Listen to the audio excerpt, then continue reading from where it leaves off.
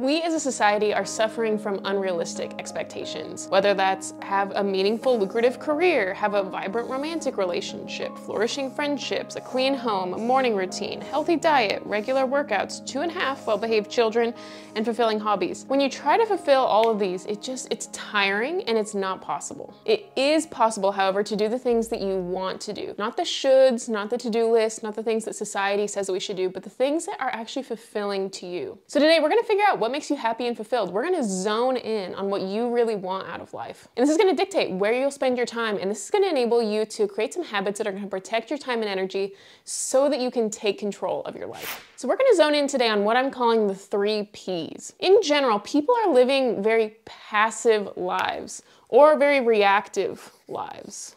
And when you're living a passive or reactive life, it means that all the things coming at us get our attention before the things we actually want to do. And as such, it means the things that we actually want to do get further and further down the to-do list until we can't remember the last time we thought about writing that book or making that album or things that are supposedly priorities to us. And just like that, our days turn into things that we're going to settle for. And instead of moving forward, we're doing the things that aren't really impactful at all. But when we focus on what's actually important, we start living fulfilled, intentional, purposeful, proactive lives that are actually fulfilling us. So the first thing we need to do is we need to spend a significant amount of our time figuring out where are we currently spending our time and where do we want to be spending our time. We can never hit a target that we don't know exists. And so this is not about time management. It's not a time management exercise. It's about finding the soul of your life. It's like what makes you come alive. When you look back at the end of your life, what will actually matter to you and what do you feel like is an impactful life to you personally? And you get to define that, and we need to spend time actually defining that. So the first step in doing that is figuring out where are you actually spending your time right now. So I want you to just look at yesterday. Let's just take a look at yesterday and look at through the course of your day from 6 a.m. to 8 p.m. or however long you were awake, kind of outline and chunk and time block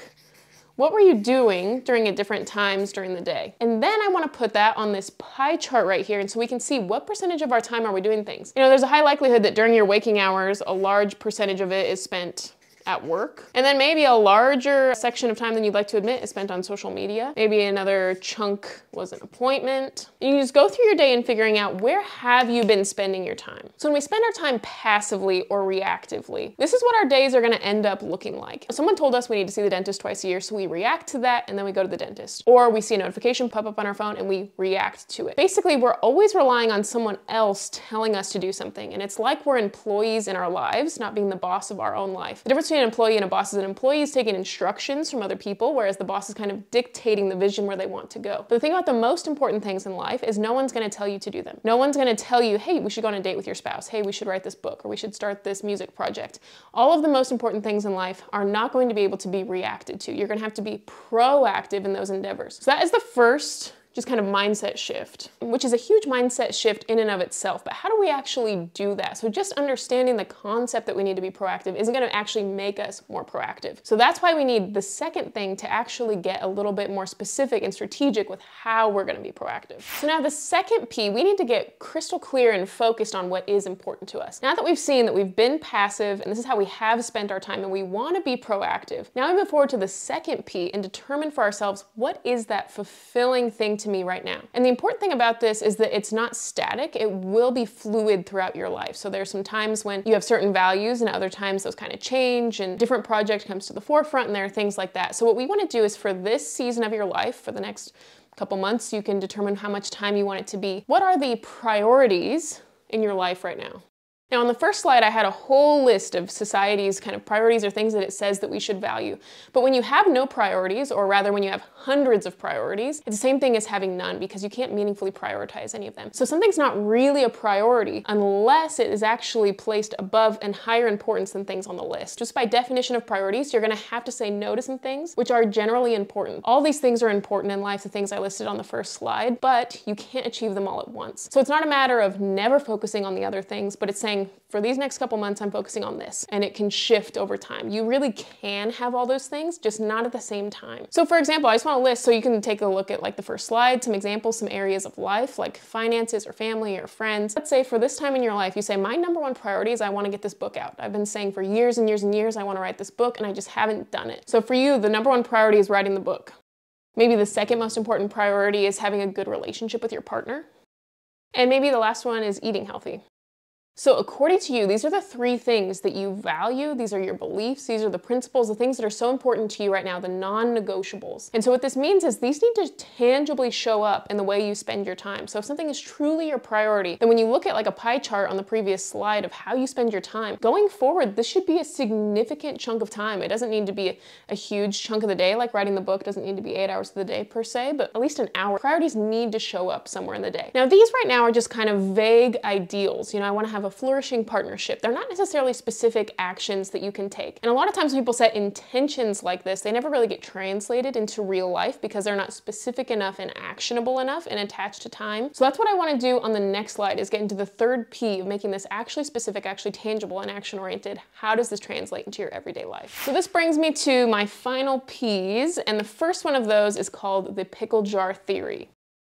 Now, the pickle jar theory is a metaphor for time management, and it basically says if you have this jar, this pickle jar, and let's say you want to fill it with rocks, sand, and water, and it kind of represents your priorities in life. If you fill it, the whole thing up with water first, and then you try to fill it with sand, it's all going to spill over and there's not going to be any room left. And there's definitely not any room for rocks before it spills over. So what you need to do is put the rocks in first. So let me just draw some.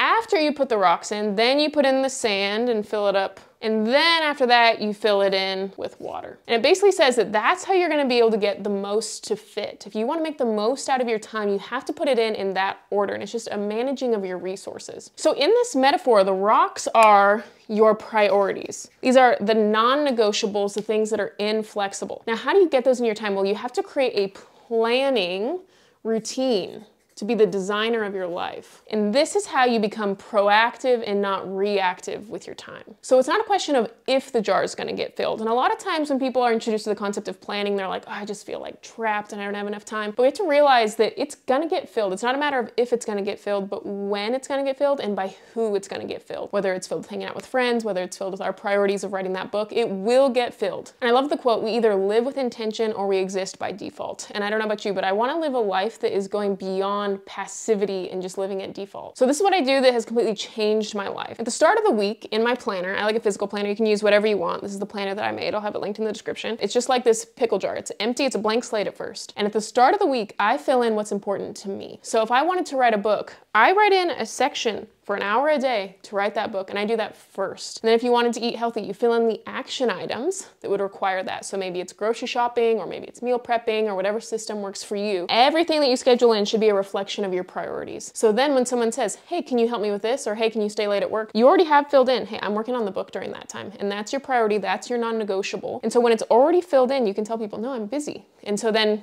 you don't have time to say, oh, I have this notification I need to check or whatever. You have your priorities set. And this helps you be the designer of your life, to feel focused, to feel intentional, to feel proactive. And this allows me to feel fulfilled, like I'm getting everything that I want to get done. It's not that I'm getting everything done. I'm definitely not getting everything done. But of the things I want to get done, I'm maximizing my time. I'm fitting the maximum amount of things in with the priorities first, then the secondary priorities, then the water here and there if I've got space for water or other things, and you fit that in. But it's so important to prioritize things. So I mentioned writing a book, for example. If you have a specific goal that you're working on, like writing a book or making an album or some sort of long-range passion project that you have, or a hobby that you really want to start diving into a little bit more, I have a video about setting systems, not goals, and it's how to kind of chunk out that goal in a meaningful way. So I recommend check out that video if you'd like to learn more.